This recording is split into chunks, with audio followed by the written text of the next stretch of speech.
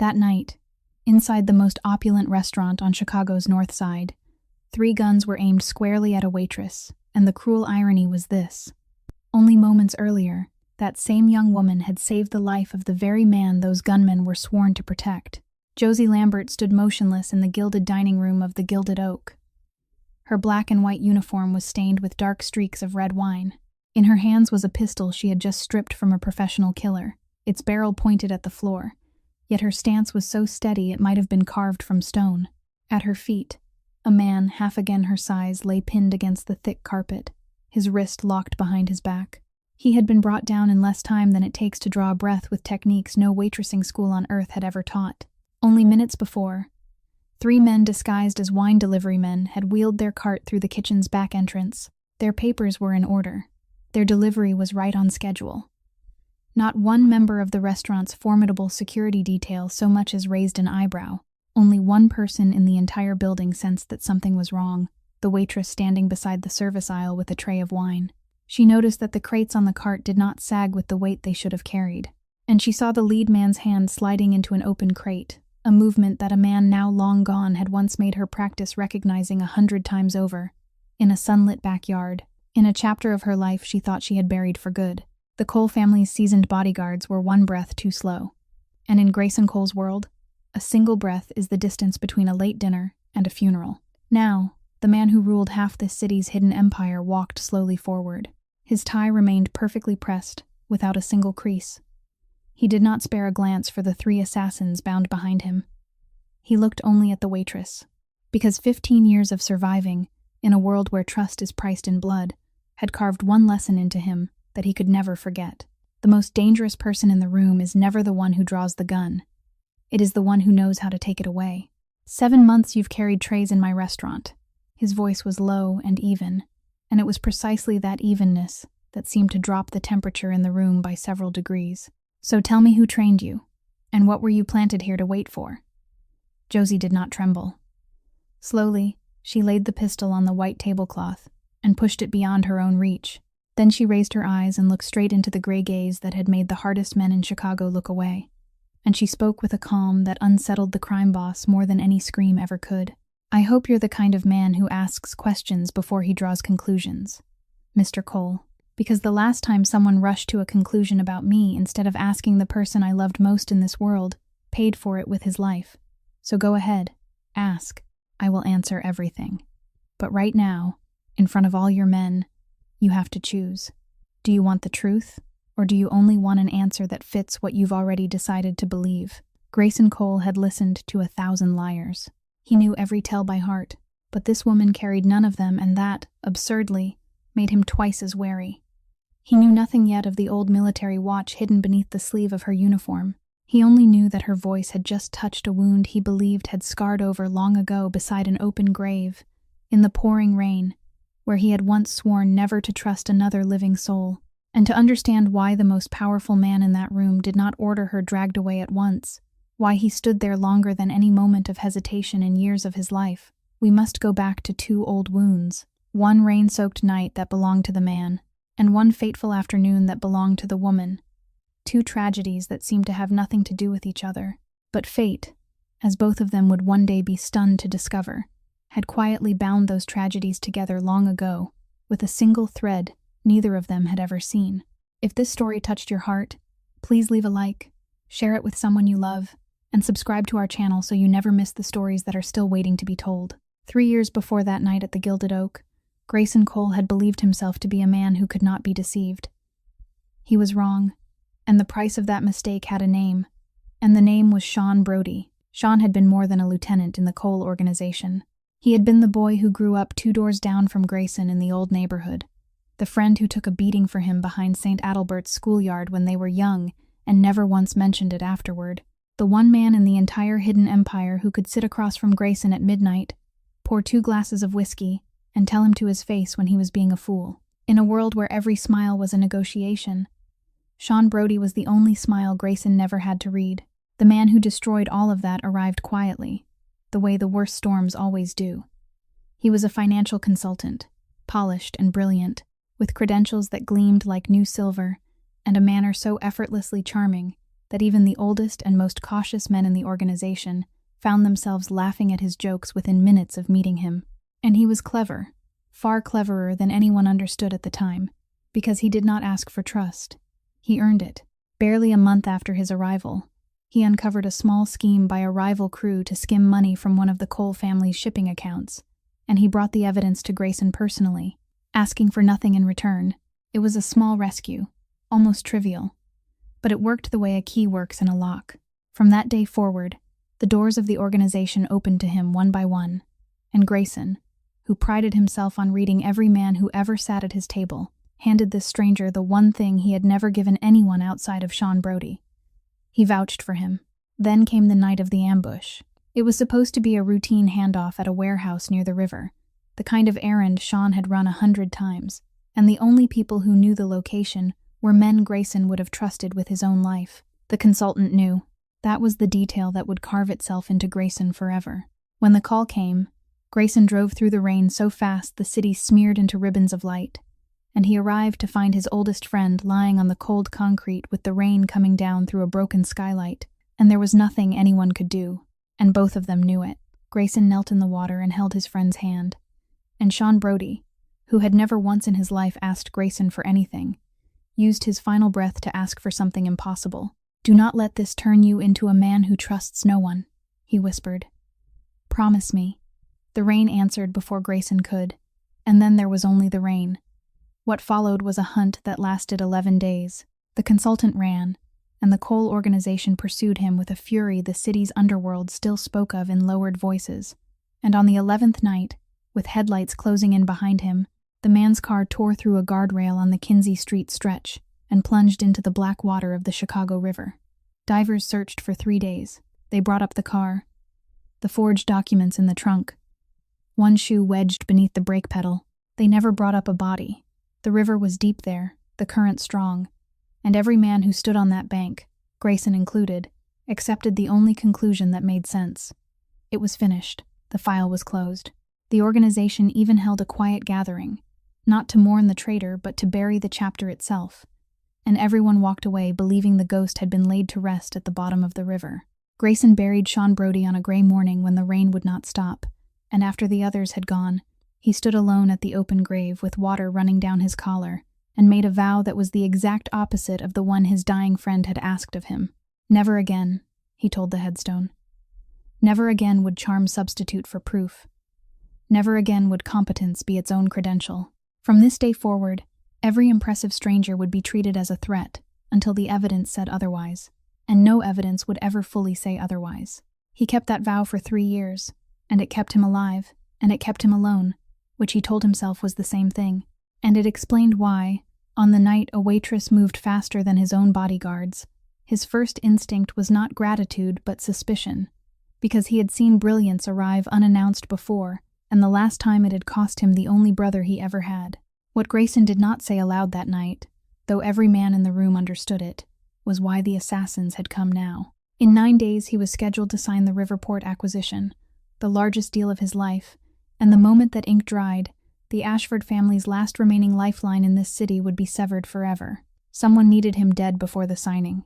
The question was who was holding the pen behind the curtain. 4 years before the night, she disarmed a killer in a gilded dining room. Josie Lambert had been a nursing student with a part-time job, a second-hand car, and a father who was the entire architecture of her world.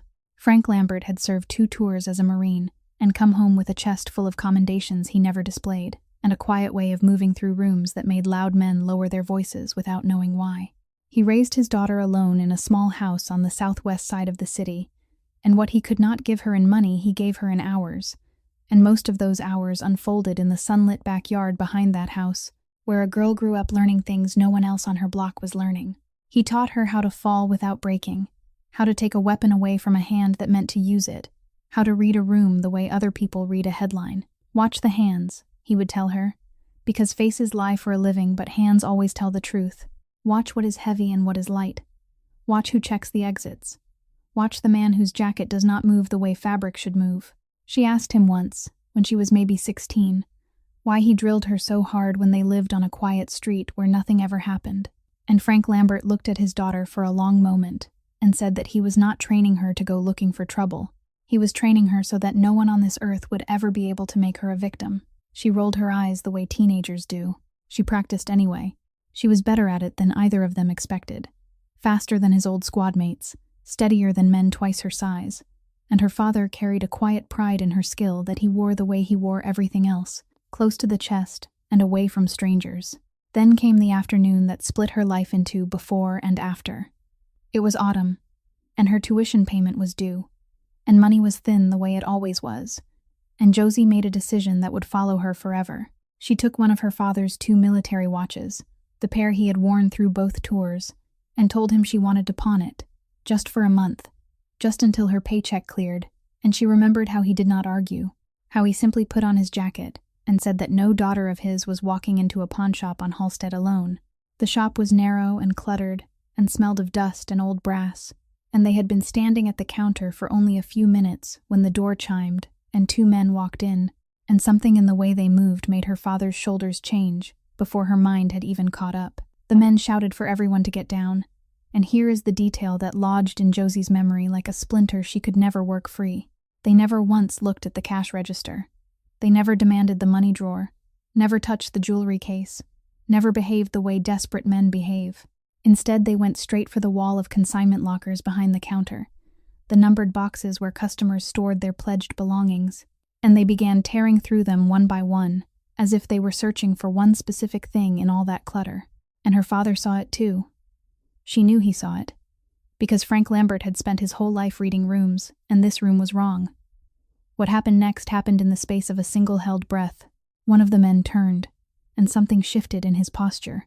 The exact shift her father had made her study 100 times in that sunlit backyard. And Frank Lambert did not hesitate, did not weigh the odds, did not do anything except what fathers do. He stepped in front of his daughter and pushed her down behind the counter. And the last thing she felt was his hand gripping hers, tight and warm and steady. And the last thing she heard him say was her name and the beginning of a sentence he never got to finish. "Tellyer," he said. Just that. 2 words. And then the world came apart. And when it went quiet again, her father was gone, and no power on earth could bring him back. The men fled with nothing anyone could identify. The police called it a robbery gone wrong, closed the file, and moved on.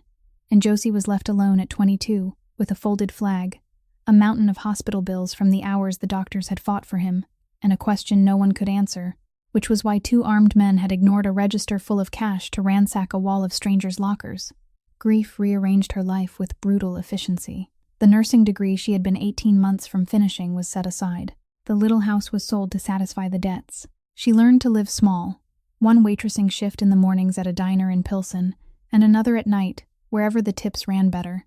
And she learned to keep her father's lessons hidden beneath an ordinary smile, because the world, she discovered, had a way of looking at a poor young woman who could do extraordinary things, and deciding what she was before anyone thought to ask her who she was. She had seen what conclusions cost. She had watched the price paid in full on the floor of a pawn shop on Halstead Street. So she folded her skill away like a letter from the dead, took the surviving watch off her father's dresser, and buckled it around her own wrist, where it hung loose as a bracelet, and she promised herself she would never draw attention, never stand out, never give any powerful stranger a reason to decide her story for her. For 4 years she kept that promise. Then 3 men pushed a wine cart through a kitchen door, and the letter unfolded itself. The 3 assassins were taken to a room below the restaurant, and what happened in that room took less time than it takes to finish a cup of coffee. Grayson Cole did not raise his voice. He did not raise anything. He simply pulled a chair across the concrete floor, sat down in front of the 3 bound men, and looked at them the way a surgeon looks at an X-ray, and then he spoke to them quietly about who he was and who they were, and about the arithmetic of their situation. And by the time he stood up again, all 3 were talking over one another in their hurry to tell him everything they knew. There are cities where a name is only a name. Chicago's underworld was not such a place, and in that world, the cost of lying to Grayson Cole was a story every man in that room had heard told in lowered voices, and not one of them had any appetite to become its next chapter. What they gave him confirmed his darkest suspicion, and deepened it. They were Ashford men, contracted through 2 layers of intermediaries, and they had not wandered into the Gilded Oak on luck. They had known which private room he would be in, which entrance the wine deliveries used, which night his personal detail rotated shifts. They had known his dinner schedule down to the course. Grayson stood in the cold room after his men led the three away, and the conclusion settled over him like frost forming on glass. Somebody inside his own house had opened the door. Somebody who sat close enough to the center of his world to know how he lived, hour by hour. And that was the thought he carried down the stone steps into the wine cellar, where the waitress was waiting under guard among 10,000 sleeping bottles, still in her stained uniform, sitting on a wooden crate with her back straight, and her hands folded in her lap like a woman in a church pew. He dismissed the guard with a glance. For a long moment the two of them regarded each other in the amber light, the most powerful man on the north side and the woman who had saved his life, and when Grayson finally spoke, his voice was as smooth and cold as the stone around them. "Let me tell you a story," he said, "and see if you recognize it. A stranger arrives, gifted beyond all explanation. The stranger asks for nothing. Then one day, danger appears out of nowhere, and the stranger, by pure chance, is standing in exactly the right place to stop it, and everyone applauds, and the doors that were locked swing open, because who could distrust a hero?" He walked slowly along the racks as he spoke, trailing one finger across the dusty bottles. "I buried my closest friend because of a story like that one," he said. "The hero act is the oldest key in the burglar's ring, and tonight, in my own restaurant, a waitress with the hands of a trained operator happened to be standing in exactly the right place. So you will forgive me if I do not applaud." Josie listened to all of it without moving, and when he finished, she did something that unsettled him more than any protest would have. She nodded, slowly, as if she were grading the logic and finding it sound. "That is a reasonable theory," she said. "If I had lived your life, I would probably believe it too. But there is one problem with it, Mr. Cole, and the problem is that it is not true. And unlike your theory, the truth can be checked." Her voice did not tremble, and it did not plead, and there was a stillness in her that reminded him, absurdly, of deep water. "My name is Josephine Lambert," she said. "My father was Sergeant Frank Lambert, United States Marine Corps, 2 tours, decorated twice, and every skill you watched tonight was taught to me in his backyard, on Damon Avenue. He has been gone 4 years. I have been paying off his hospital bills ever since, which is why I serve tables at your restaurant at night and at a diner in Pilsen in the mornings, and why my nursing degree is a box of textbooks in a storage unit. You can pull my employment file. You can pull his service record. You can pull the coroner's report from the county and the incident report from the Halsted Street pawn shop where he died, and you can put a man on my building and another on my bank account, which will be the easiest surveillance your people have ever run, because there is nothing in it." She rose from the crate then, unhurried, and faced him across the narrow aisle of bottles. "I have nothing left to protect except the truth about who I am," she said quietly. "So verify me, Mr. Cole. Take your time. Be thorough. The one thing I ask is the thing I asked you upstairs, that you check before you conclude, because I have already paid once for a stranger's conclusion, and I am still paying for it every first of the month." Grayson studied her for a long time, and somewhere beneath his suspicion, in a room of himself he kept locked, something registered the fact that she had not once asked to be believed, only to be investigated, and that this was precisely what an innocent person would want, and precisely what a guilty one would fear. He turned toward the stairs. "Until I know who you are," he said, "you will remain where I can see you. There is a staff apartment above the kitchen. You will stay in it. You will be watched, and you will not leave the building." He paused at the foot of the steps without looking back. "And Miss Lambert," he added, "for your sake, I hope the paper agrees with the story." "Every word of it," she answered, and for the first time that night, he almost believed someone. 2 days later, the file lay open on Grayson Cole's desk, and it was thicker than the files he kept on men he had known for a decade. His people had been thorough because he had ordered them to be thorough, and what they brought back was not the carefully seamless legend of a planted operative, but something far more difficult for him to hold in his hands, which was the paper trail of an honest life ground down to the bone. There was the service record of Sergeant Frank Lambert, United States Marine Corps, 2 tours, decorated twice, with a photograph of a lean, watchful man whose eyes were his daughter's eyes. There was the county report from the pawn shop on Halsted, the coroner's certificate, the shuttered case marked robbery gone wrong. There was the hospital ledger, page after page of it, itemizing the hours the surgeons had fought for a dying man, and the payment plan his daughter had signed, 11 days after burying him, and the record of 4 years of payments arriving on the 1st of every month, without a single one missed, drawn from an account that never once held more than a few $100s past rent day. There were the pay stubs from the diner in Pilsen and from his own restaurant, the transcript from the nursing program with its 18 months of excellent grades and its final line-reading withdrawal for financial hardship, the storage unit invoice, the transit card records showing the same 2 bus routes, ridden at the same tired hours for years. And there was one thing more. A strip of security footage his analysts had flagged almost as an afterthought, showing the staff exit of the Gilded Oak, night after night after night, and the same figure stepping out into the alley carrying neatly wrapped parcels of the evening's untouched surplus food, boxed with a care that bordered on ceremony, logged out properly through the kitchen manager each time, and carried off into the dark toward a community kitchen off Ashland called St. Bridget's. Grayson sat alone with all of it for a long time. In his world, every document could be forged, and he had seen masterpieces of forgery. But forgery was always too clean, too convenient, a portrait painted to please its buyer. Nothing about this file was convenient. It was the ledger of a woman who had been dealt one catastrophe and had answered it with 4 years of quiet, grinding, unwitnessed decency. And the part that unsettled him most was that no intelligence officer alive would ever build a cover this humble, because no one would believe anyone chose to live this way. People like this did not exist in his world. That was the thought he could not put down. His world was transactions all the way to the floor, and here was a woman who gave away food she could have sold, hours she could have slept, and asked the universe for nothing back. During the review, his head of security had raised the only objection left, which was that timing could still be coincidence weaponized. And it was Walt Garrity, the gray-haired restaurant manager who had run the front of house for 11 years, who answered before Grayson could, in that unhurried voice of his. "The girl has clocked in 15 minutes early every shift for 7 months, Walt said, and she has never once asked whose table pays best. And gentlemen, I have known a few dangerous people in my life, and I will tell you something about professionals. Nobody sent to do harm is that patient, and nobody sent to do harm boxes up the leftover roast for strangers on Ashland Avenue." There was something in the old manager's certainty that Grayson noted without examining, the way a man notes a door he intends to open later. On the 3rd morning, he had her brought to his office, slid her building key and her final surveillance summary across the desk, and told her flatly that she was cleared, that the watch on her apartment would be lifted by noon, and that her position at the restaurant remained hers if she wanted it. He did not say the word sorry. The word was not in his working vocabulary, and some part of him waited, almost curious, to see if she would demand it. She did not.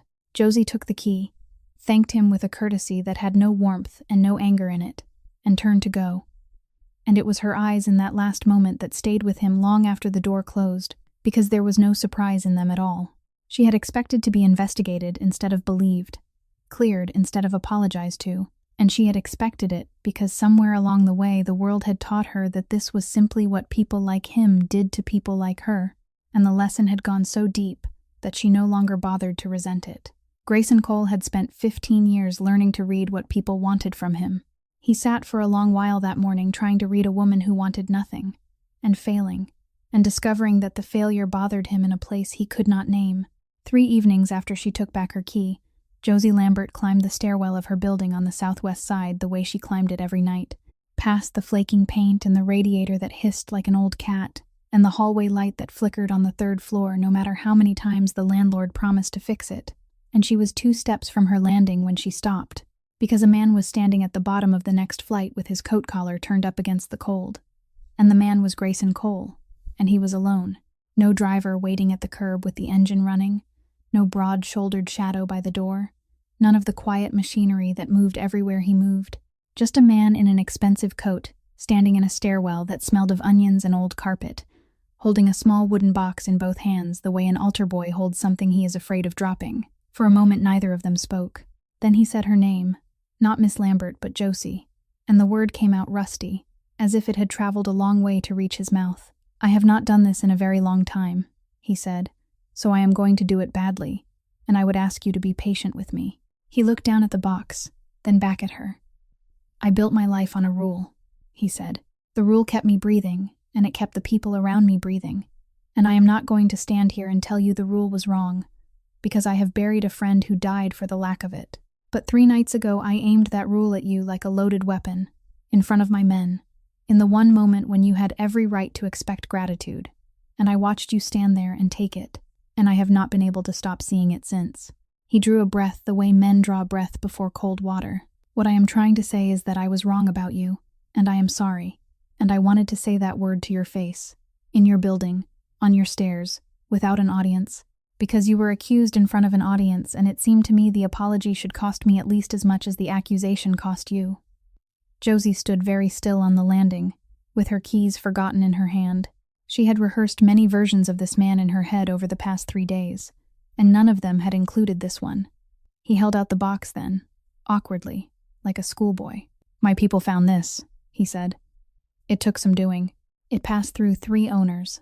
The last one runs a vintage shop up in Evanston, and drove a hard bargain, which I confess I enjoyed more than I expected to." She took the box because her hands decided before her mind did, and she lifted the lid, and the stairwell went very quiet. Inside, on a bed of folded cloth, lay her father's second watch, the twin of the one on her wrist, the one she had carried to a resale counter 13 months ago with rent due in 4 days, the one she had told herself was only metal and glass while she signed the slip and walked out and stood on the sidewalk, unable to remember how to get home. She had made a private arithmetic that day, that a roof mattered more than a relic, and the arithmetic had been correct, and it had also broken something in her that she had never mentioned to a living soul, and no one had known. That was the thing her mind kept circling as she stared into the box. She had told no one, and yet this man had gone looking through the city's pawn tickets and resale ledgers until he found the shape of her sacrifice, and he had undone it, and he had done it after clearing her, not before, not as a bribe for her silence or a down payment on her loyalty, but after, when she had nothing left that he needed. It was that order of events, the believing first and the giving second, that undid her. Josie Lambert had not cried at the funeral because there had been paperwork to sign, and she had not cried in the 4 years since because tears were a luxury that did not fit between 2 jobs. But she cried now, standing in a stairwell with peeling paint, one hand pressed over her mouth, while the most feared man on the north side stood 2 steps below her, looking thoroughly unequipped for the situation. And finally he did the only thing he knew how to do, which was to stand guard, patiently, until the storm passed. When she could speak, she asked him why, and Grayson was quiet for a moment, and then said that a wise man had once asked him, at the very end of his life, not to become a man who trusts no one, and that for 3 years he had been failing that request every single day, and that this was the first day he had wanted to try keeping it. She laughed through the last of the tears, an unpracticed sound, and told him that for a man out of practice, his apology needed no polish at all. Later that night, alone at her kitchen table, she cleaned both watches with a soft cloth the way her father used to on Sunday evenings. And as she turned the recovered one over under the lamp, she noticed a faint, hair-thin mark along the seam of the case back, as if someone had once worked a blade under the lid, and she thought that some previous owner must have gone poking at the movement, and she polished the mark as best she could, and set the 2 watches side by side, and thought no more about it. A week after the stairwell, Grayson asked her for something no one in his organization would have thought to ask. The internal review of the attack had gone in circles for days, his security chief chasing the leak through phone records and vendor lists and finding nothing, and it occurred to Grayson one evening that he had a witness on his payroll, whose eyes had caught what an entire train detail had missed, and that only a fool would leave such an instrument in its case. So he invited Josie to the empty dining room on a quiet afternoon before service, and he asked her, plainly and with a courtesy his own men rarely heard from him, to walk him through that night one more time. Not the parts everyone already knew, but the parts only she had seen, the things her father's training had registered before her conscious mind caught up. "What are we looking for?" she asked, and he said, "The hole in my wall, because those men did not find their own way in, and I need to know who drew them the map." Josie closed her eyes for a moment, and when she began to speak, it was in a voice he had not heard from her before, unhurried and precise, the voice of a person reading a page only she could see. She did not retell the fight, and he noticed that she skipped past her own part in it entirely, as if it embarrassed her. Instead, she rebuilt the room. She described where each server had been standing when the cart came through, which busboy had his back turned, how the matron had been walking a couple to table 12, where every man on the security detail had planted himself as the delivery moved down the service corridor. And Grayson realized, listening, that she had photographed the entire floor without knowing she was doing it, because her father had drilled her until noticing was no longer a choice. And then she paused, and her brow tightened, and she said, "There is one thing that has been sitting wrong with me for a week, and I keep telling myself it is nothing, and it keeps not being nothing. Your floor captain of the guard that night, the tall one with the silver at his temples, Voss. When the cart passed the archway, he moved to let it through. Everyone moves to let a cart through, but he did not step aside, Mr. Cole. He stepped back and to the left, one full pace. And I know what that pace is because my father made me practice it in the other direction for years. A protector positions himself on the line between his principal and the unknown. Always on the line. It is instinct once it is trained in. It never leaves you. That step took him off the line. For the length of the delivery, the corridor between those men and your table was clear, and the man whose whole job is to be a wall was standing where no wall was. She opened her eyes. One pace, she said. That is all it was. It could be fatigue, it could be a bad habit, it could be nothing. But you asked what I saw, and that is the only thing I saw that my father would have made me run laps for. Grayson's first response, and he was honest enough with himself to notice it, was flat disbelief. Deacon Voss had stood beside him for 10 years, had walked him through 2 wars with the Southside crews, had a file so clean it squeaked, had carried the lead handle of Sean Brody's casket with tears on his face, and every loyal instinct in Grayson rose up to swat the suggestion away. And then he caught himself, because he had been here before, standing at the exact fork where instinct waves the map and pride refuses to check it, and 3 years ago he had trusted a clean file over a quiet wrongness and had buried his best friend for it. And this one time, he would do what the woman in front of him had begged him to do in a wine cellar, which was to verify before he concluded, in either direction.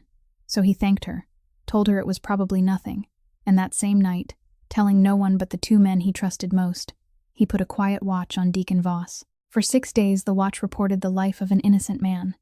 The gym, the diner, the drive to his mother's house in Berwyn on Sunday, and Grayson began to feel the particular relief of a suspicion dissolving. On the 7th evening, Voss walked out of the restaurant on his break, crossed to the far corner of the staff parking structure where the cameras thinned out, and took a phone call that lasted less than 2 minutes, and the man watching from a service van would say later that he had seen soldiers take fire with more color left in their faces. Voss did not go back inside for a long while. He stood gripping the concrete rail of the parking structure like a man on the deck of a sinking ship, and then he composed himself, one piece at a time, and returned to his post, and smiled at a coworker in the elevator. And the photograph of that smile, set beside the photograph of his face on the phone, told Grayson everything and nothing. The confrontation came the next morning, in the office above the dining room, with the door closed and only 3 men present. Grayson laid the timeline on the desk without a word. The step off the line, the corner of the parking structure. The 2 minutes of gray faced silence. And he watched his captain of 10 years read it, and he watched the exact moment the man's spine gave way. Deacon Voss did not deny, did not bargain, did not reach for any of the exits a guilty man reaches for. He came around the desk and went down on his knees on the carpet, a big man folding like a chair, and what broke out of him was not a confession, but a plea. "They have my brother," he said. "Tommy is 23. He is finishing his last year at Loyola. He has never touched this life. I made sure he never touched this life. And 5 weeks ago the Ashfords took him off the street outside his apartment, and they send me a photograph of him every morning so I know he is alive. And they told me the price of the next photograph. And God forgive me, Mr. Cole, I paid it. Every man in the organization expected the old answer, because the old answer was the only answer any of them had ever seen.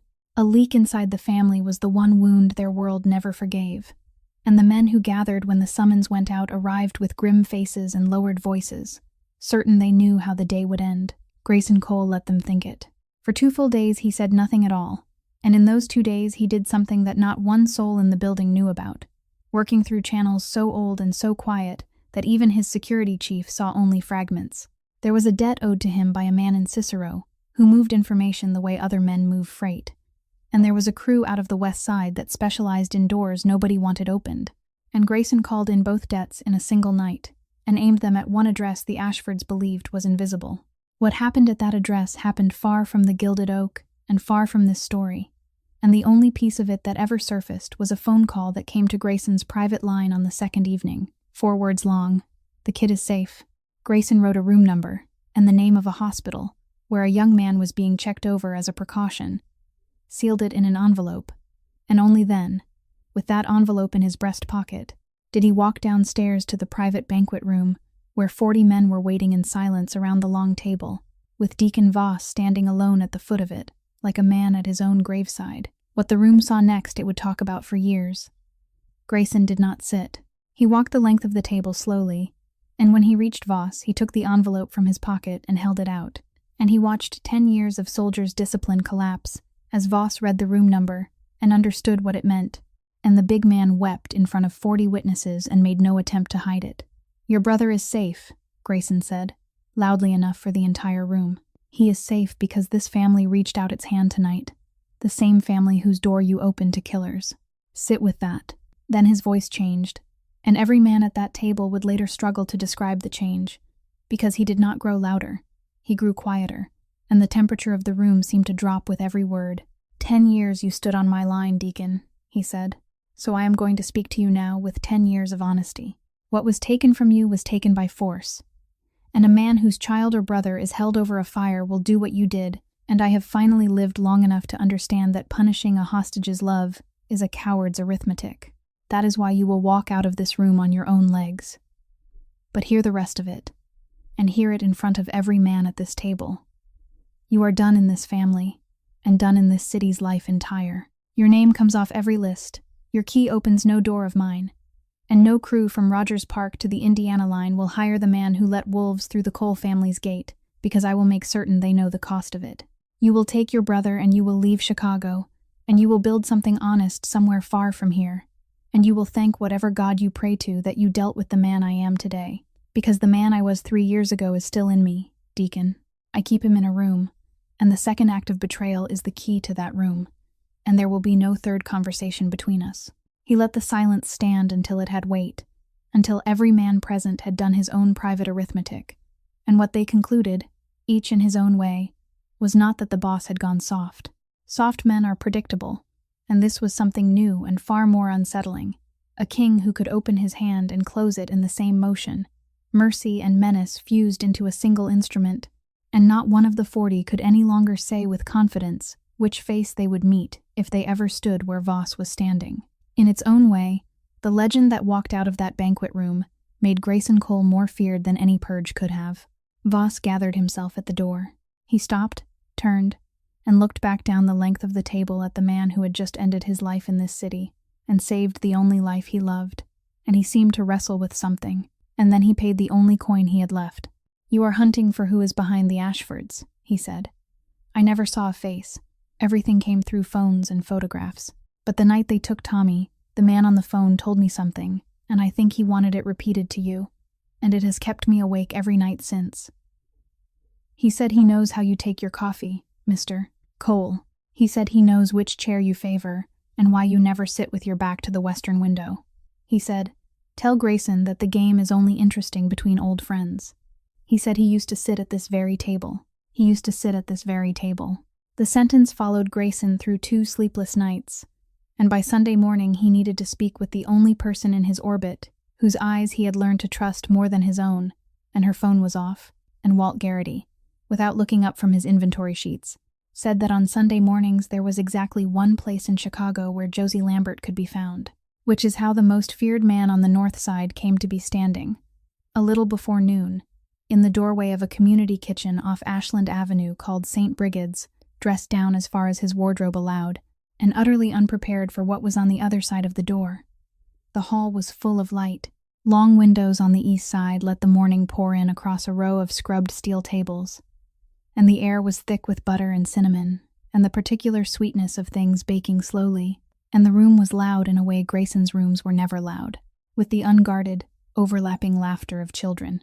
There were perhaps a dozen of them along the center table, sleeves rolled, aprons knotted twice around small waists, and every one of them was elbow-deep in cookie dough. Flour stood in the air like weather. A boy was wearing a smear of it across one cheek like war paint. 2 girls were arguing happily over whose star had more points, and moving up and down the line, laughing, was Josie Lambert. He almost did not recognize her. The stillness she carried through his world like armor was gone, and in its place was someone lit from inside, guiding small hands with endless patience, applauding a lopsided crescent as if it had come from a bakery in Paris, wearing a dusting of flour in her hair like it belonged there. Grayson stayed where he was, in the doorway, well back from the tables, and made no move to enter. And a woman in a volunteer apron drifted over, with a question on her face, and he said quietly that he was here for Miss Lambert whenever she had a moment, that there was no hurry at all, and he discovered as he said it, that he meant it. He had commanded rooms his whole life, and he had never once seen anyone command a room like this. Nobody in that hall obeyed her. They orbited her. She held those children the way gravity holds planets, with nothing but the pull of what she was. And it dawned on Grayson, watching from the threshold, that he was looking at a kind of power he had no name for, a power that did not require a single person in the room to be afraid, and something in his chest shifted with the low, grinding feeling of a lock turning over. When the trays went into the ovens, she saw him, and surprise crossed her face, and then something that was not quite displeasure, and she washed her hands and came to him, and they carried 2 cups of coffee to a small side room off the pantry, a private corner with a window and a wobbly table, away from the hall and the children, and she listened while he told her about Voss, all of it, the parking structure, the banquet room, the brothers safe in a hospital bed, and finally the message. He used to sit at this very table. She was quiet for a while. Whoever he is, she said at last, he wants to live in your head rent-free, and you are letting him, and you did not drive across town on a Sunday just to repeat a threat to a waitress, so tell me the real question. And Grayson, to his own surprise, found himself asking not about the Ashfords but about her, about this place. And she turned her cup slowly and told him about the nursing program. One sentence, that she had been 18 months from a degree and a life spent fixing broken things, and that Sundays here were the piece of that life she had refused to surrender. Then she asked what he had wanted to be, before all this, and Grayson looked out the window for a long moment and said that no one had ever asked him that his father had begun grooming him for the chair before he was old enough to understand what the chair cost, and that wanting had never really been on the menu in his house. 2 sentences, offered like coins from a currency he rarely spent, and she did not press for more, and he was grateful in a way he could not have articulated. As he rose to leave, his eye caught a large handmade card pinned to the corkboard by the door, sheets of construction paper taped together, covered in crayon suns and stick figures and a dozen wobbling signatures, and across the top, in careful oversized letters that some small hand had clearly labored over, ran a single sentence. Miss Josie teaches us to give without needing a reason. Grayson stood in front of that sentence longer than he stood in front of most contracts. Every gift in his world was an invoice wearing a bow. Every kindness had a ledger line. He had built an empire on that certainty, and a child with a crayon had just filed the only dissenting opinion he had ever been unable to argue with, and it followed him out into the cold Sunday air, quiet and patient, like a debt that had finally located its debtor. The letter arrived on the 1st of the month, the day Josie always sat down at her kitchen table with her checkbook and her coffee and performed the small monthly ceremony of survival, and she read it 3 times before the words would hold still. The hospital's billing office regretted any confusion and was pleased to confirm that the outstanding balance on the account of Frank Lambert had been satisfied in full by a third party who wished to remain anonymous, and that no further payments were required, and that they wished her well. 4 years. 48 first of the months. A number she had carried the way other people carry a limp, folded into every decision, every skipped meal, every double shift, and now it was gone, erased between one Tuesday and the next by a stranger's pen, except that she knew exactly which stranger held the pen, because only one man in Chicago had read her file cover to cover and had the kind of money that made $40,000 a rounding error. She did not finish the coffee. She rode the bus north with the letter in her coat pocket like a stone, walked past the maitre station of the Gilded Oak without slowing, climbed the private stair, and was through the door of Grayson Cole's office before his assistant could rise from her chair. And Grayson looked up from his desk and knew from her face that something had gone badly wrong, and had no idea that the something was him. She laid the letter on his desk without a word, and watched him read it, and watched, with a sinking heart, the flicker of satisfaction he was not quick enough to hide, and that flicker told her everything, that he had done it, and that he was proud of it, and that he genuinely did not know. "Was it you?" she asked anyway, because her father had taught her never to fire on an assumption. And Grayson set the letter down and said yes, plainly, and started to say something about how it was nothing, and she stopped him with one lifted hand. "Do not," she said quietly. "Tell me it was nothing. It was 4 years of my life. It was every morning shift and every night shift and every first of the month. It was the whole weight I have been carrying since I was 22. And you reached over my shoulder without a word and took it, the way a grown man takes a heavy bag from a child. And you cannot understand why I am not grateful." Her voice never rose, and that was somehow worse than shouting. "You just did what every man with money has always done," she said. "You looked at me, decided what I was worth and what I needed, and paid the bill, instead of asking me what I wanted." "Nobody asked, Grayson. You investigated me without asking. You cleared me without apologizing until later, and now you have rescued me without asking. And I keep waiting for the part where I get consulted about my own life." He came around the desk then, genuinely bewildered, and the bewilderment made it worse, because it was the honest confusion of a man who had solved problems with a checkbook his whole life, and had finally met a problem that spat the check back out. "It was a debt," he said, "and debts are meant to be cleared, and I had the means, and where I come from. This is how care looks." "Then look closer at where you come from," she answered, "because in my house, care looked like my father spending 1,000 hours in a backyard teaching me to stand on my own feet, not buying me a chair. That debt was awful, and it was mine.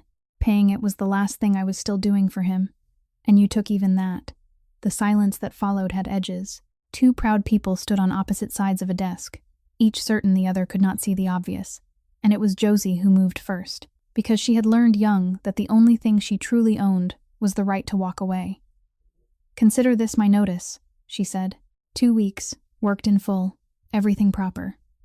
Walt can have my section covered by Friday after next, and some part of Grayson Cole, the part that had commanded rooms for 15 years and did not know how to be refused, hardened at exactly the wrong moment, and instead of the one sentence that might have held her there, he heard himself say, coldly, that if that was her wish, he would not stand in her way. She thanked him with terrible politeness and left, and the door did not slam, and somehow the soft click of it was worse. The 2 weeks passed like a slow ache. She worked her shifts flawlessly and was gone by 10 each night. And he found reasons not to walk the floor, and the restaurant felt subtly wrong to both of them, like a song transposed into a colder key, and neither would be the first to say so. On her last night, he was in the city on business he could have postponed, and when he returned near midnight, the staff apartment key had been left with Walt, and her locker stood empty, and Grayson Cole sat alone in his office above the dark dining room with a glass he did not drink. And after a long while, he unlocked the bottom drawer of his desk and took out the thing he had asked the volunteers at St. Brigid's to let him keep, the construction paper card with its crayon suns, and he read the child's sentence again under the lamp. "Miss Josie teaches us to give without needing a reason." He had given for a reason. That was the flaw in the stone, and he finally saw it. The money had not been for her at all. It had been for him, for the pleasure of fixing, for the quiet vanity of being the unseen hand, one more move by a man who could not stop playing chess with the people he cared for.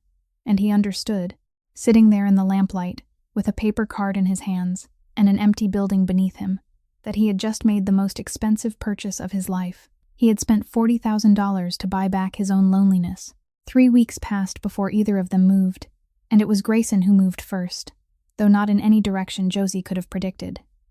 He did not call. He did not send flowers or envelopes or any of the instruments men like him mistook for language.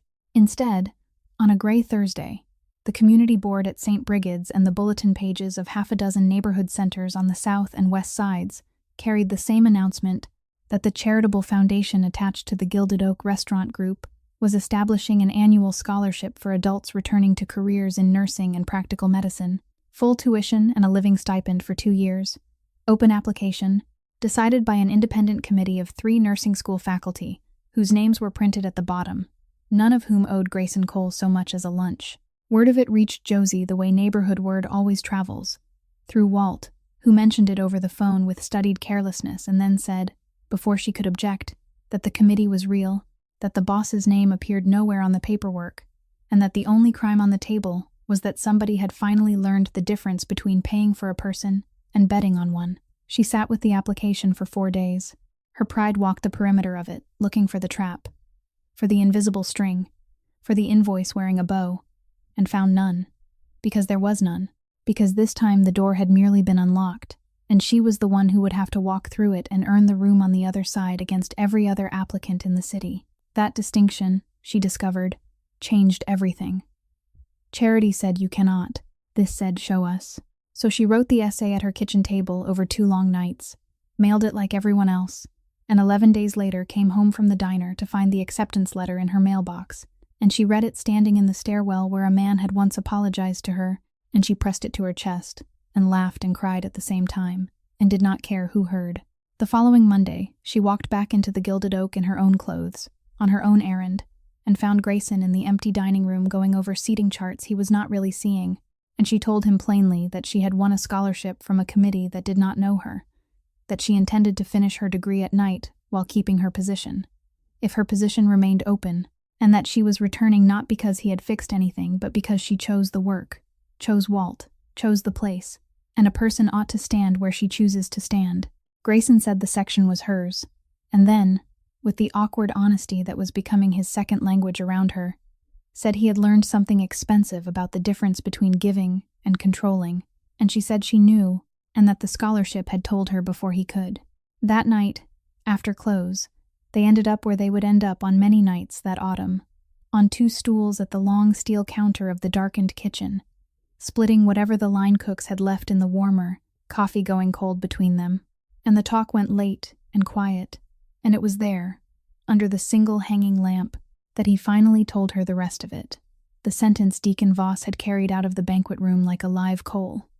"He knows how I take my coffee," Grayson said. "He knows which chair I favor. He said the game is only interesting between old friends, and he said he used to sit at this very table. I have been turning over every man who ever left the organization alive, every rival who ever broke bread with us, and none of them fit. And I feel like a man reading a list of names, while the right name watches me read." Josie was silent for a long moment, turning her cup in slow circles the way she did when her father's training was working somewhere below the surface. And then she asked the question no one in his entire organization had thought to ask.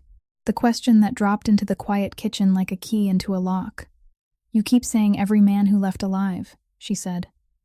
"All right, but the one who taught you never to trust, the one who knew this family from the inside, the consultant who went into the river. Tell me something, Grayson. Was that man ever actually confirmed dead? Or was he only ever assumed dead?" And Grayson Cole sat very still, and the coffee went on cooling, and somewhere beneath 3 years of certainty, he felt the floor of his world shift half an inch. Josie's question was still working through Grayson like slow poison when the Riverport deal entered its final week, and with it, through a door held open by one of his most trusted attorneys, came Preston Hale.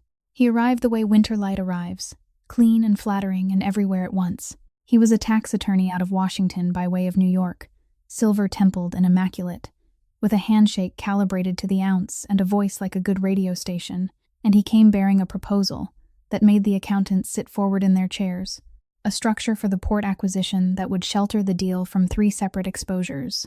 None of Grayson's own people had fully mapped, and he came bearing credentials that glowed, letters of introduction from 3 firms whose names hung in marble lobbies, a client list that read like a museum donor wall, a record with the bar associations of 2 states, so spotless it was almost decorative.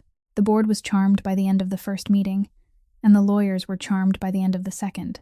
And even Grayson's chief counsel, a man who distrusted his own reflection, allowed that the structure was brilliant and the paper was flawless, and that was precisely the word that kept Grayson awake. Flawless. He had ordered every document verified and every reference called, and every document verified and every reference answered warmly, and he sat alone in his office at night, with the file spread before him, caught in the oldest trap of his life, because there were only 2 roads, and he had died a little on both of them. Down one road he trusted the paper, and the last time he trusted flawless paper, a man had charmed his way to the center of the family, and Sean Brody had gone into the ground. Down the other road he trusted nothing, spat on 9 clean verifications, and torched the largest deal of his life 5 days before signing on the strength of a feeling. And that road led to a different kind of ruin, the slow kind, where a king grows so suspicious he starves in a full pantry. He had promised a dying friend not to become that man, and he had promised a living woman to verify before concluding in either direction, and the two promises circled each other in his chest and would not resolve. The third meeting was held in the private room at the Gilded Oak, papers stacked like white masonry down the long table, and because the principals wanted discretion, the service was kept to one trusted person, and so it was Josie who moved quietly along the table with the coffee, invisible the way service staff are invisible to men who matter, and Preston Hale, expansive in the glow of a deal nearly closed, was telling a story. It was a good story, warmly told, about his lean years before law school, about enlisting young and serving his hitch, and he said it lightly, the way a man plays a card he has played 100 times, that he had done his time with the 2nd Battalion, 1st Marines, out of their old home at Camp Horno, up at 29 Palms. Wonderful years, made him everything he was. And the table smiled, and the story rolled on, and the coffee pot in Josie's hands did not so much as tremble, and no one in that room would ever know what it cost her to keep it from trembling. Because her father had served with the 2-1, because she had grown up on those words the way other children grow up on bedtime stories, and she could have recited them in her sleep, that the 2nd Battalion, 1st Marines made their home at Camp Horno, and that Camp Horno sat on the coastal hills of Camp Pendleton, above the ocean, a 5-hour drive, and a full world away from the desert at 29 Palms. And no man who had carried a pack up those switchbacks for 4 years would misplace his own home by 300 miles, not in a warm room, not in a smooth story, not ever. It was a small stone, a single wrong syllable in an aria, and it would have sailed past every executive at that table. And it did.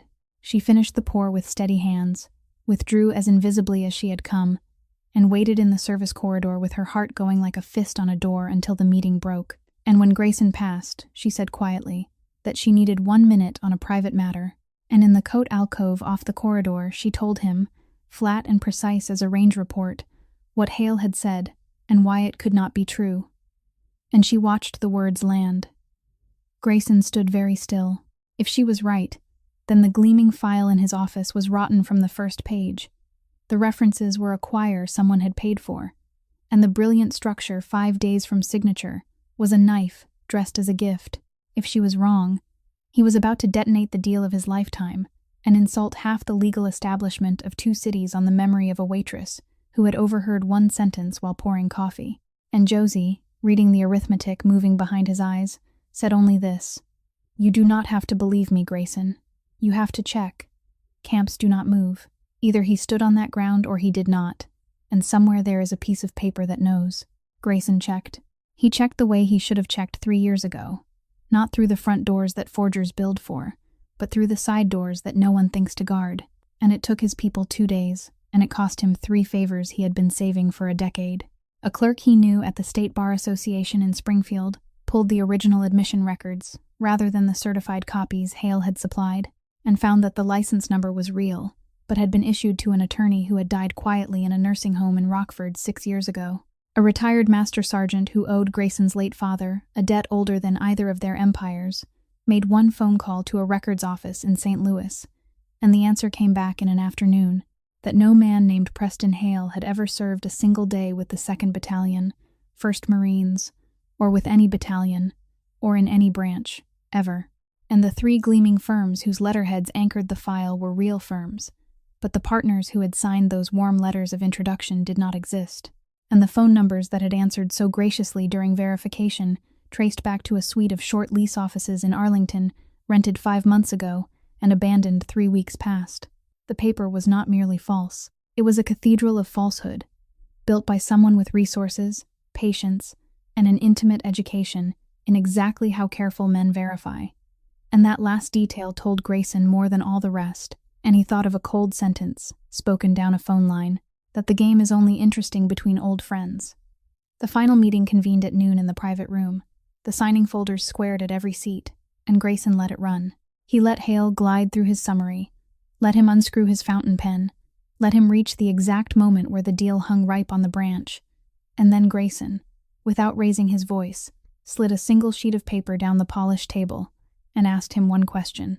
"Camp Horno, counselor," he said. "Before you sign, tell the room where it is." The silence lasted 3 heartbeats. Hale looked at the sheet, which was the dead lawyer's original bar record, and something behind his handsome face closed like a shutter, and to his credit, He did not waste anyone's time with denial. What he did instead was faster than any man in $1,000 suit should have been. His hand dropped beneath the table and came up filled with the compact pistol that a shoulder rig had hidden flawlessly through 4 meetings. But Grayson had been reading rooms since before Preston Hale had learned to forge them, had watched the man's hand and not his face for 2 full days. And he was already moving as the weapon cleared the table's edge.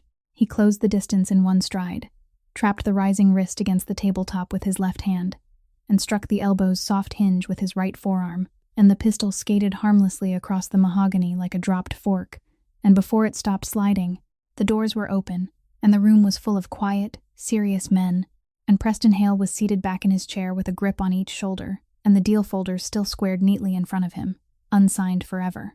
Every man in that room had grown up on the old arithmetic, and every man in that room understood what happened next to people who came at the head of the family in his own house, and the stillness stretched, while 40 years of tradition waited for the order. Grayson looked at the man for a long moment, and then he gave an order no one expected. "Nothing happens to him," he said. "Not a mark. He walks out of here in better condition than he walked in, because I need every judge in this district to find him photogenic." And over the following 3 days, 2 packages moved through the city. The first, sent through a courier chain with no return address, arrived at the chambers of a federal judge with a reputation for sleeplessness, and it contained the complete anatomy of Preston Hale's other life, the estates he had bled dry in Ohio, the pension fund he had hollowed out in Maryland, the widows in 3 states who had signed where he pointed, every scheme documented, none of it touching the Cole family in any line. The second package was not paper at all. It was a rumor, released through 4 mouths. Grayson had chosen the way an apothecary chooses ingredients, and by the weekend every crew from the south suburbs to Milwaukee had heard, in confidence, that the lawyer had sung, that names were named, that the smart money was already moving, and Preston Hale, arrested at the international terminal at O'Hare with a ticket for Zurich, discovered within a day of his booking that the accounts that were supposed to buy his defense had been emptied by parties unknown, and that the world he had served had already voted him dead. It was Josie's kind of victory, and Grayson knew it. A war won with a filing cabinet, and only one shadow lay across it. As they had walked Hale out through the service corridor that first afternoon, past the coat alcove, the ruined lawyer had stopped, looked around the restaurant with an appraiser's contempt, and laughed, a small, dry sound with no fear in it at all, and what he said then hung in the corridor long after he was gone. "You think you have taken the brain?" he said. "I am a rented hand. A well-paid, disposable, rented hand. The one who holds the board never sits at the table, gentlemen. And he is watching you right now.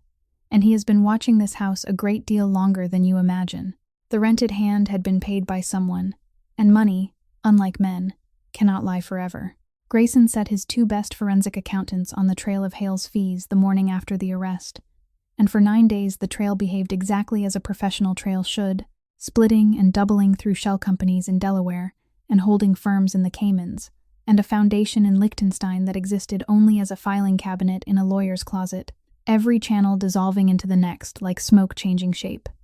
And then, on the 10th day, the smoke made its single mistake. One of the shells had paid a retainer, 11 months earlier, to a private security firm in Lake Geneva, Wisconsin, and that firm, being legitimate and therefore sloppy in the way honest businesses are sloppy, kept records, and the records showed the retainer serviced a lakeside property held under the name Arthur Kessler.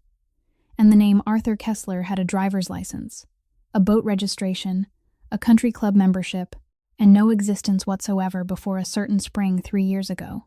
A man who began existing 3 years ago. Grayson read that line in the report and felt something cold walk up the back of his neck, and he told no one what he suspected, because saying it aloud felt like breaking a seal on something buried, and he sent one man north, his quietest man, a photographer by trade and by temperament, with instructions to spend a week being invisible near Lake Geneva. The photographs came back on a Thursday evening, in a plain manila envelope, and Grayson opened it alone at his desk, and the world stopped. There were 11 pictures, taken through a long lens across water in the late golden light, of a silver-haired man on the deck of a handsome gray house, reading in a chair, pouring wine, laughing once at something on a phone screen, and the man had changed his hair and grown a neat beard and put on the easy weight of a comfortable life, and none of it mattered, because Grayson Cole would have known that face through fire and fog and 40 years. It was the face that had smiled across his own table and toasted the family's health. It was the face he had vouched for in front of everyone he commanded. It was the face that had driven through a guardrail on the Kinsey Street stretch and gone into the black water of the river while half his organization watched from the bank. The face they had dredged for and mourned past and buried in a closed file marked finished. The consultant, the traitor whose name Grayson had spent 3 years refusing to speak, as if silence could keep him dead. Aldous Crane, alive, tanned, pouring wine 70 miles north of the city he had bled. And Grayson sat looking at the photograph and watched his own hand begin to tremble against the desk, the first tremor anyone or anything had put into that hand in 15 years. Because every piece on the board turned itself over at once. The Ashford money that never ran dry, the assassins who knew his dinner schedule, the leverage on Voss that was applied with such intimate knowledge of who loved whom, the flawless forgeries built by someone who knew exactly how Grayson Cole verified, the voice on the phone that knew his coffee and his chair, the message about old friends and this very table. It had never been the Ashfords using some hidden strategist. It had been Crane using the Ashfords, wearing them like a glove, patiently steering 3 years of moves toward the man who had hunted him into a river, and the game is only interesting between old friends. He called Josie because she was the other half of his thinking now, and he no longer pretended otherwise. And she came up to the office, still in her apron, and he said nothing, only turned the top photograph toward her, intending to explain, to give her the history, to walk her through who this man was, and what he had been to the family. He never got the chance. Josie looked down at the silver-haired stranger on the deck of a lake house, a man she had never met, from a life that had nothing to do with hers, and every drop of color left her face, and she put one hand flat on the desk as if the floor had tilted, and Grayson came out of his chair, and she was already speaking, very quietly, the way people speak from inside a memory. "I know this face," she said. "I have seen this face. He was thinner then, no beard, dark coat, sitting behind the wheel of a parked car across the street. And I noticed him, because my father noticed him. I saw my father's eyes go to that car and stay there half a second too long while we were walking up to the door. And I forgot it. I have spent 4 years forgetting it, because everything that happened after burned it out of me." Her eyes came up to Grayson's, and there was something in them he had never seen there before. Not grief. Something older and harder underneath the grief. "The pawn shop on Halsted," she said, "the afternoon my father died. This man was parked across the street, watching the door." "Grayson, who is he?" And Grayson Cole looked at the woman he had come to trust more than anyone living, standing in his office with her father's watch on her wrist and Aldous Crane's photograph shaking slightly in her hand, and understood, in one vast and terrible reordering of everything he thought he knew, that the 2 wounds that had shaped them both, the rain-soaked night that belonged to him and the fateful afternoon that belonged to her, had never been 2 stories at all. They did not sleep that night. They sat in the office above the dark dining room with coffee neither of them drank, laying the 2 broken stories side by side on the desk like torn halves of one photograph, and piece by piece, the halves began to answer each other. Grayson walked her through the timeline of Crane's other life, the parts his people had reconstructed over the past 9 days, and one chapter of it stopped her cold, because in the years before Crane ever charmed his way into the Cole organization, he had run a quieter and crueler trade, a network of investment frauds aimed with surgical patience at retired servicemen, men with pensions and settlements, and a trained instinct to trust their own, bled dry through funds that evaporated, and advisors who never existed. 4 states, dozens of families, never charged, never even named, retired servicemen. Josie heard those 2 words, and something shifted far back in her memory. The sound of her father's voice on the porch on autumn evenings that last year, low and careful on the phone, saying names she half remembered, saying the word Denny, saying hold on, Denny, say that account again, slower. And she remembered the yellow legal pad her father kept under the truck's seat that final autumn, and how he would fold it shut when she climbed in, and how she had teased him about his mysterious project, and how he had smiled and said it was just a favor for an old friend. Some paperwork a buddy from the 2-1 had gotten himself tangled in, nothing for her to carry. Dennis Olson. The name surfaced whole after 4 years. A wiry man with a gray crew cut who had served 2 tours beside her father, and had come to the house that summer looking smaller than she remembered him, and had sat at the kitchen table turning his coffee cup in circles. And her father had sent her out for groceries, and the two men had talked for 3 hours. And within a season, Denny had moved away somewhere, and her father had started making his quiet phone calls. And then autumn came, and the tuition bill came, and the afternoon on Halsted Street came. And every thread of that year had been cut at once, and she had never once thought to gather them. But someone had. That was the piece that finally made the pawn shop make sense. And it was Josie herself who said it aloud. Slowly, watching the truth assemble itself in the air in front of her. They never looked at the register, she said.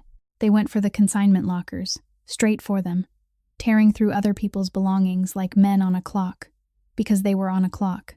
Because they were not thieves at all. They were cleaners, and they were looking for something my father had hidden. Something small enough to pawn, and safe enough to sit in plain sight among 100 strangers' pledges. And he was standing right there when they came in, and he was the only man in that room who knew what they had come for. She stopped. Her hand had gone, without her telling it to the watch on her wrist, and then past it, to the thought of its twin, lying at home in her kitchen drawer, and Grayson watched all the blood leave her face for the second time in a single night. "The mark," she said. "There is a mark on the back of the recovered watch, along the seam, thin as a hair. I found it the night you gave it to me. I thought some previous owner had pried at the case. I polished it and forgot it. Grayson, I was standing at that counter to pawn a watch. What if he was not there for my tuition at all? What if I only thought the errand was mine?"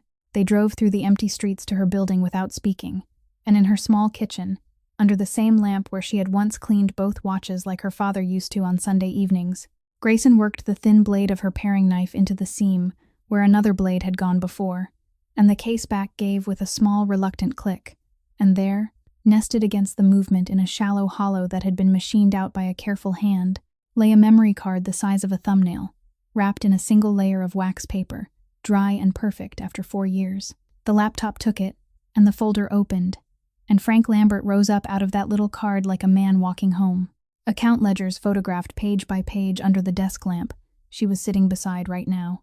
Recordings of phone calls, patient and methodical. A familiar deep voice drawing a smooth stranger out, and the smooth stranger's voice, unmistakable now, was the voice of the man on the lake. Wire routing paths copied in her father's blunt handwriting. A list of 11 names with dollar figures beside them. Dennis Olson's near the top. And a final document, half finished, addressed to the Fraud Division of the United States Attorney's Office, dated 9 days before the pawn shop, laying it all out in plain soldier's language, and stopping in the middle of a sentence he had never come back to finish. Josie sat looking at her father's handwriting on the screen, and the tears came without sound, and they were not the tears of the stairwell, not grief finally permitted, but something more complicated and more terrible, and somehow, underneath everything, proud, because the story she had lived inside for 4 years, the senseless story, the wrong place and the wrong time and the robbery gone wrong, had never been true. Her father had not stumbled into his death. He had been standing his post. A retired sergeant with a legal pad and a borrowed scanner, alone against a machine that had ruined his friend, gathering the rounds that could bring it down, hiding them where no one would ever think to look, in a battered watch among a wall of strangers' treasures. And he had been one half-finished letter away from firing them when the machine found him first. And the last thing he did on this earth was step between that machine and his daughter. "He did not die by accident," she said finally, and her voice was wrecked and steady at the same time. "He died on duty. He has been on duty this whole time, waiting inside that watch for someone to come relieve him." She looked up at Grayson, and the grief in her face had annealed into something with an edge. "And we are going to finish his letter."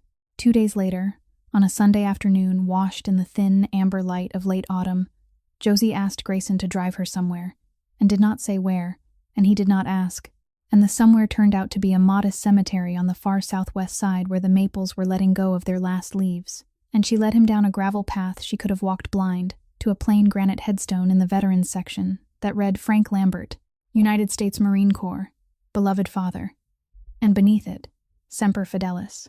She stood before it for a moment, and then she said, quietly, "Dad, this is Grayson, and I think you two would have understood each other," and something about the simple domestic ordinariness of the introduction, a daughter presenting a man to her father, undid Grayson Cole more thoroughly than anything that had happened in the extraordinary weeks behind them. He had intended to stand in respectful silence. Instead, he heard himself begin to speak, and once begun, he could not stop. He told the headstone, because it was easier than telling her, about a boy named Sean Brody, who took a beating for him behind a schoolyard and never mentioned it, about 40 years of a friendship that had been the one uncalculated thing in a life made entirely of calculation, and then his voice lost its footing, and Josie watched the most feared man in Chicago sink slowly into a crouch before her father's stone, the way buildings come down, from the inside, and he pressed the heels of his hands against his eyes and wept, without grace and without practice, the way men weep who have not done it since childhood. And out of that wreckage came the confession he had carried alone for 3 years. "Sean asked me for one thing," he said. At the very end, in the rain, with everything draining out of him, he did not ask me to avenge him. He asked me not to let it turn me into a man who trusts no one. He spent his last breath on my soul, Josie, and I took that breath and I did the exact opposite with it, every single day, for 3 years. I built a fortress out of his grave. I called my suspicion loyalty to him, and it was never loyalty. It was cowardice wearing his metal. And the worst of it, the very worst, is that the fortress did not even work, because the man it was built against walked out of a river and sat down at my board anyway. I betrayed my best friend's dying wish, and I did it in his honor. And I have never said that sentence out loud until right now, in front of your father, and I do not know why it is possible here and nowhere else.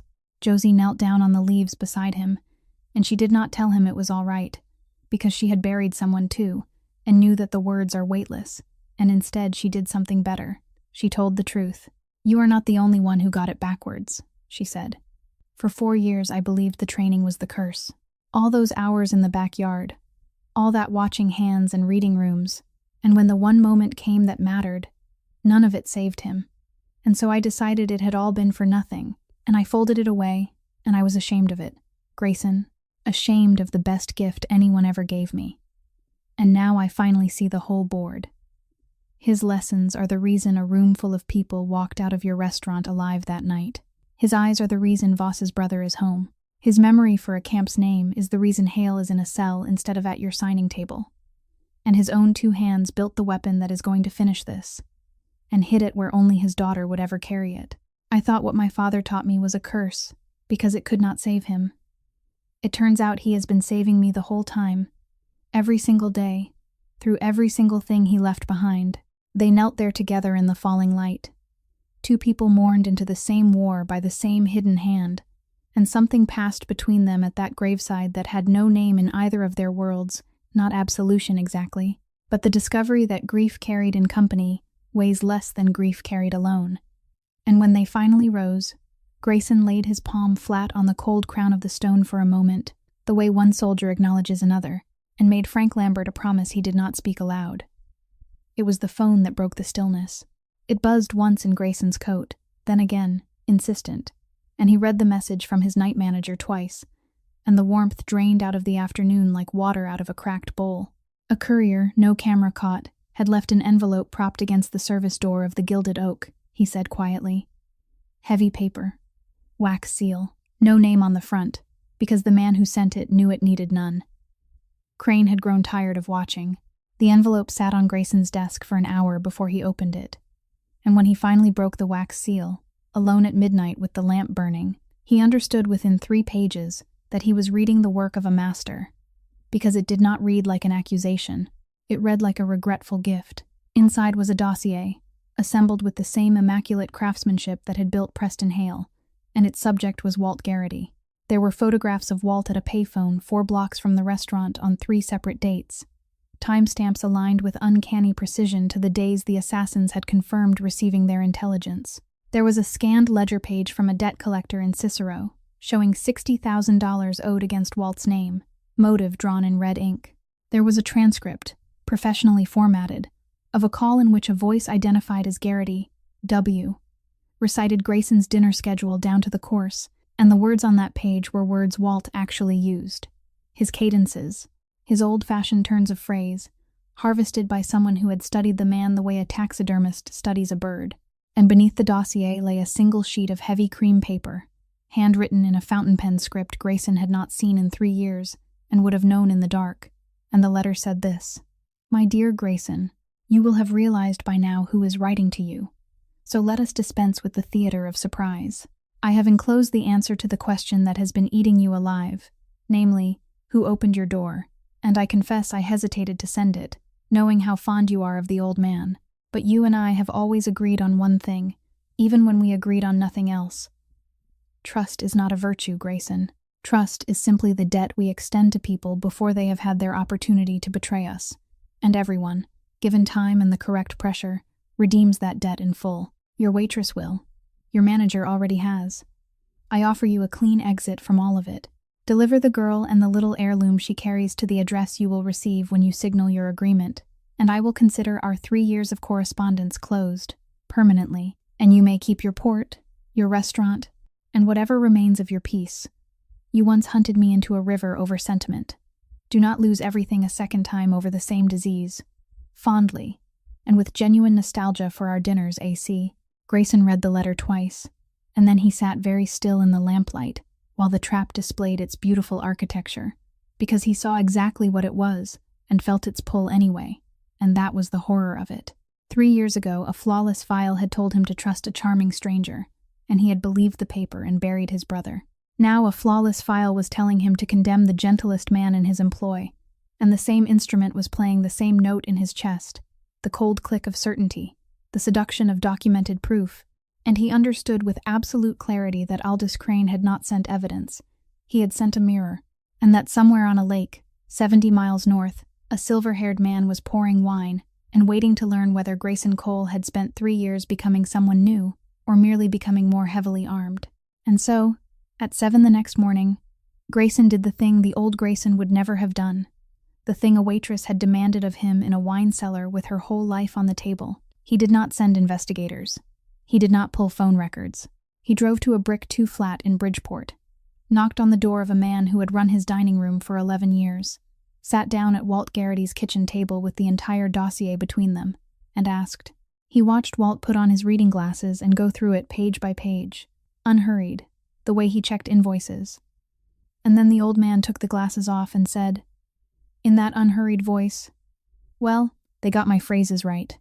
I will grant them that, but son, whoever built this never actually followed me, and I can prove it with a church bulletin, because those 3 dates are the second Tuesdays, and on the second Tuesday of every month, I am in the basement of St. Adalbert's, from 6 until 9, running the parish food pantry inventory with about 14 witnesses, most of whom are nuns, and I have not touched a payphone since they raised the price of a call. And as for the 60,000, a man who has that kind of debt does not drive a 19-year-old Buick by choice." And then Walt folded his hands and looked at Grayson for a long moment and said, "There is something else you had better finally know, and I have kept it to myself for 7 months, because keeping things is what I am good at. I knew Frank Lambert. I cooked for the 2-1, second tour, and there was a bad week over there that I do not talk about. And at the end of it, I was alive, because Sergeant Lambert made a choice that cost him something, and I spent 30 years wishing I could repay a man I had lost track of. And then one afternoon, a girl walks into my dining room with his last name on her application, and his eyes in her face, and his watch hanging off her wrist like a door knocker. And Mr. Cole, I have never believed in much, but I believed in that. I never told her. I never will unless you make me. A debt like mine does not want credit. It just wants somewhere to stand. So no, I did not sell your dinner schedule, and if you had come here with soldiers instead of questions, I would have understood. But I am gladder than I can say that you came with questions." Grayson drove back north through the morning traffic with his hands quiet on the wheel and something enormous rearranging itself in his chest, because Crane's masterpiece had failed against a church bulletin and an old cook's honesty, and because he was beginning to see the true shape of the man he was fighting, a man who genuinely could not imagine that asking might defeat evidence, and in that blindness, for the first time, Grayson saw a weakness. That evening, in the office with Josie and Walt, and the 2 men he trusted most, he laid the letter on the desk and said, "He wants a signal of agreement, so we are going to send him one, and we are going to give Mr. Crane exactly the meeting he has asked for, on ground he believes he has chosen, and we are going to let him believe, right up until the final moment, that the disease of sentiment has won again. The signal went out through the channel Crane had specified, and the answer came back within a day. An address and an hour. A parking structure by the river on the near west side, long past midnight. Upper level, the kind of place that is a city by day and a concrete desert by night, and Grayson's people spent the following 2 days preparing that ground with a care he had never invested in any deal. Men mapped to stairwells, vehicles staged on the ramps below, every approach rehearsed until it ran like clockwork. And the plan was simple. Josie and Grayson would walk to the center of the empty level, carrying a case with a copied drive inside it. Crane would come to collect his victory in person because his vanity would accept nothing less. And the moment he showed his face, the level would close around him like a hand. It was a good plan, and it survived for exactly 90 seconds. Because Aldous Crane had spent 3 years studying how Grayson Cole prepared, and he had prepared for the preparation. And the first sign of it was the silence on the radios, a soft electronic hiss where the voices of the stairwell teams should have been, and the second sign was the headlights, 4 sets of them, igniting at once from the shadowed corners of the level where no vehicles should have been, where vehicles had been waiting since before Grayson's men ever arrived. And the doors opened and figures came out of the glare, spreading wide with a discipline that said these were not street muscle but patient professionals. And a voice came rolling across the concrete from somewhere behind the lights, unhurried, amused, achingly familiar, saying, "You rehearsed the theater, Grayson, so I simply bought the building." And Grayson understood in one cold instant that the hunters were sealed off in the stairwells below, and that the center of that vast gray floor held exactly 2 people and 1 briefcase. What happened next happened fast, and it happened the way water breaks a dam, all at once and from the weakest seam. The first man reached them ahead of the others, quick and confident, hands already out for the case. And Josie moved the way her father's backyard had built her to move, folding at the knee, taking the reaching arm past her shoulder, and steering its owner's momentum into the concrete pillar behind her. One motion, economical as a door closing, and the case skidded free, and the level erupted. Grayson met the second man squarely, trading position for time, keeping himself always on the line between the lights and Josie, and he fought the way he did everything, without waste and without mercy for himself. And for a long, violent minute, the 2 of them held the center of that floor back to back, turning, covering, breathing, while Crane's voice somewhere behind the glare stopped sounding amused. But arithmetic is arithmetic, and there were too many. And the moment came that the whole night had been bending toward, a third man flanking wide through the shadows to Josie's blind side, and Grayson saw it when she could not, and he did not calculate, did not weigh the odds, did not do anything except what her father had done on an autumn afternoon 4 years ago. He threw himself across the space between them and put his body where hers was about to be, taking the full force of the ambush meant for her, and they went down together against the concrete, and for one endless suspended heartbeat, Josie Lambert was 22 years old again, on the floor of a pawn shop on Halstead, watching the exact same shape of sacrifice unfold in front of her. A man she loved falling so that she would not. And then the heartbeat ended, and history did not repeat, because this time the daughter finished what the father had started. She came up off the concrete with everything Frank Lambert had ever poured into her, and she was not desperate, and she was not blind.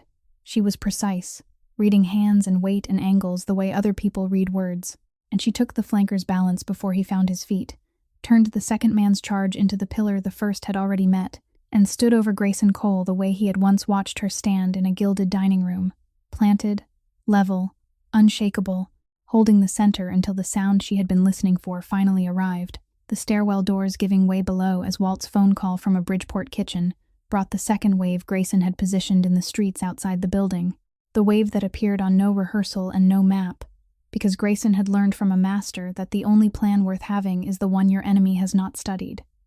The level turned in a single minute. Crane's professionals, hired men with hired loyalty, read the new arithmetic and folded.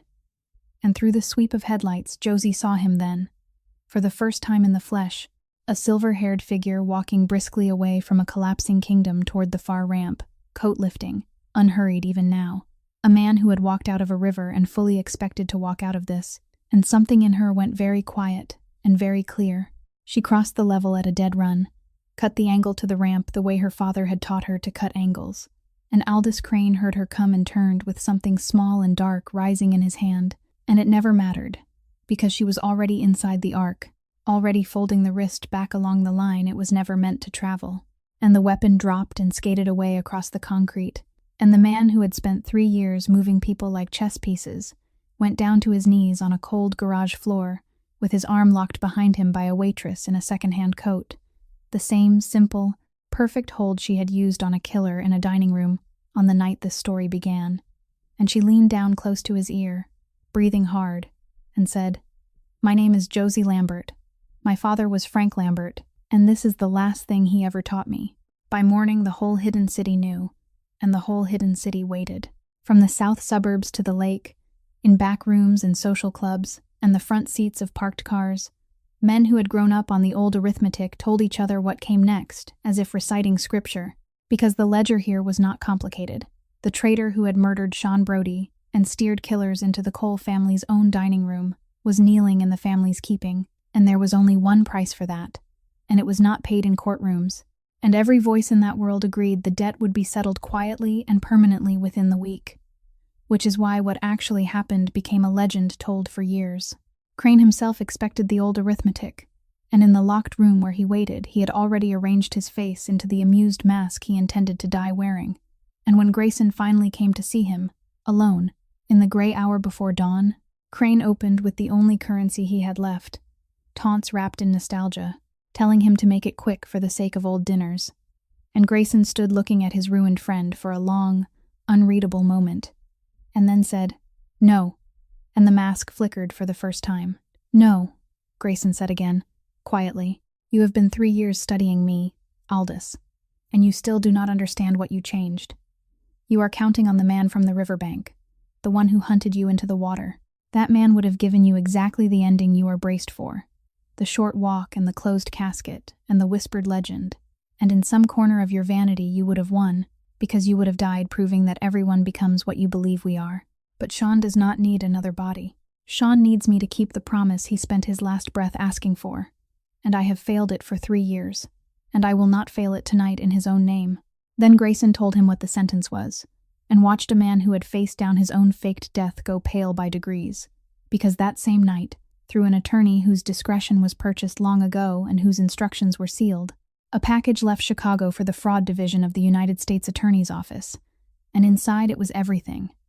The 11 photographs from Lake Geneva, the corporate lattice traced coin by coin, the sworn statement of one Dennis Olson, located after 4 years in a small town in Minnesota, and weeping openly on the phone when he learned whose watch had kept the evidence safe, and at the heart of the package, formatted exactly as its author had left it, the file of Sergeant Frank Lambert, retired, the ledgers photographed under a kitchen lamp, the patient recordings, the 11 names, and the half-finished letter to this very office, completed at last, 4 years late, by his daughter's hand, with the final line stating simply that the enclosed evidence was gathered by her father, who gave his life in its keeping, and was submitted now in fulfillment of his intent. The federal machine, handed a decade of interstate fraud with the wrapping already tied, moved with unusual appetite, and Aldous Crane, a man whose entire architecture of self rested on being the unseen hand, the smartest presence in every room, was arraigned under harsh fluorescent light in a borrowed suit, while the world he had orchestrated forgot him with brutal speed. No legend, no whispered name, no chapter in the folklore of the streets, just a case number and a cell, and decades of ordinary days in which to understand that he had been defeated not by an empire, but by a retired sergeant with a legal pad and a daughter who finished his letter. The old soldier had won the last engagement of his life from inside a watch case, and everyone who mattered knew it. On the cold, clear morning the federal transport came. Grayson and Josie stood together on the concrete apron and watched the marshals seat Crane inside.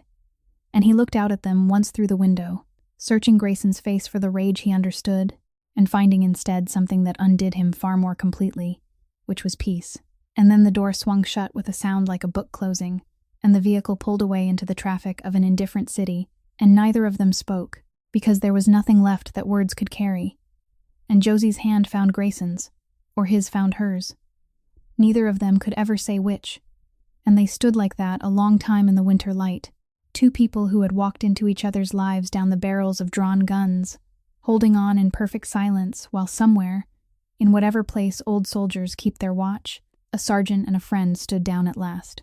1 year later, on a bright Saturday afternoon in October, a modest storefront on Ashland Avenue wore a new sign above its door, hand-painted in deep green and gold, and the sign read, "The Lambert Table." Inside, the air was warm with the smell of roast chicken and fresh bread, and the long communal tables were full, and the kitchen behind the pass was staffed by an unlikely congregation, 2 veterans who had struggled to find work after their service, a young man from Bridgeport getting his second chance after his first had gone badly, a former bodyguard's brother named Tommy who volunteered on weekends between his graduate classes, and commanding all of them from the stove, in a spotless white apron, with his reading glasses pushed up on his forehead, stood Walt Garrity, who had left the finest dining room on the north side without a moment's hesitation when Josie asked him, saying only that a man should spend his last working years cooking for people who were hungry rather than people who were bored.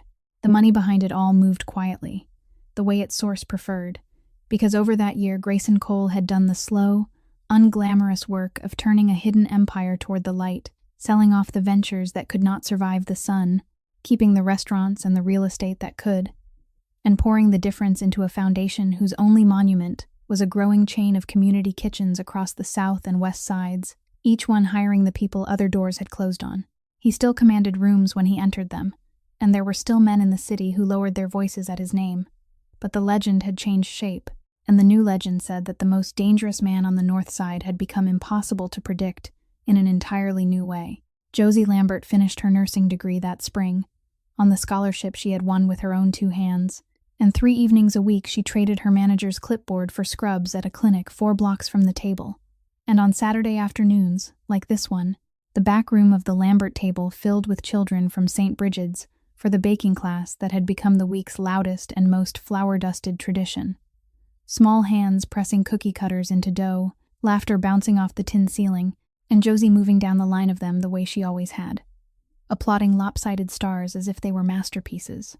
Near the front entrance, where every guest passed it coming in, stood a small glass case, and inside the case, side by side on folded blue cloth, lay 2 old military watches, scratched, humble, priceless, and beneath them a small brass plate engraved with a single sentence.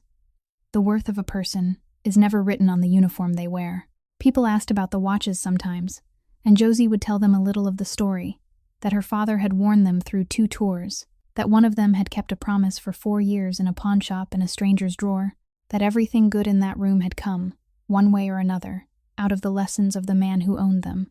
Because in the end, that was the truth this whole story had been trying to tell. We spend our lives measuring people by where they stand, by the uniform, by the apron, by the address, and we are wrong. And the proudest man in this story had to be saved twice by a waitress before he learned it. And the true inheritance a parent leaves is never money, never property, never things. It is what they teach us, planted deep and waiting, sometimes for years, to save a life they will never see. So let me ask you, friend, from one heart to another, if you had been standing in Grayson's shoes that first night, staring at an impossible waitress with every reason to doubt her, would you have found the courage to ask before you concluded? Would you have dared to trust her? Tell us honestly in the comments below, because we read every one, and your thoughts from deep in your heart are what keep these stories alive. If this story touched your heart, please leave a like, share it with someone you love, and subscribe to our channel so you never miss the stories that are still waiting to be told. We bring you a new heartfelt story every day, and your support means the world to our small team. Thank you for spending this time with us. And as you go about your day, we wish you good health, a peaceful mind, and simple joys every single day. Goodbye for now, dear friend, and we will see you in the next video.